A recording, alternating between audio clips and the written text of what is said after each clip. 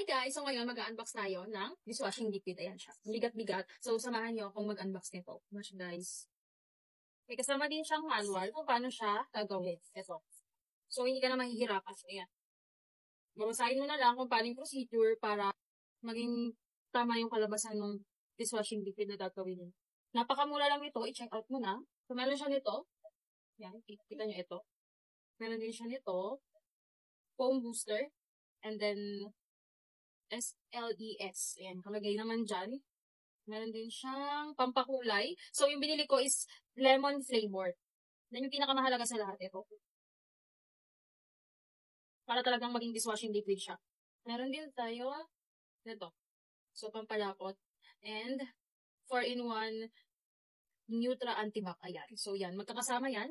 Complete set siya para makagawa ka ng dishwashing liquid. And sa akin, tumatagal to ng ilang buwan talaga. And kung pang negosyo to, swak na swak to kung magninegosyo ka. Kasi marami kang magagawa dito.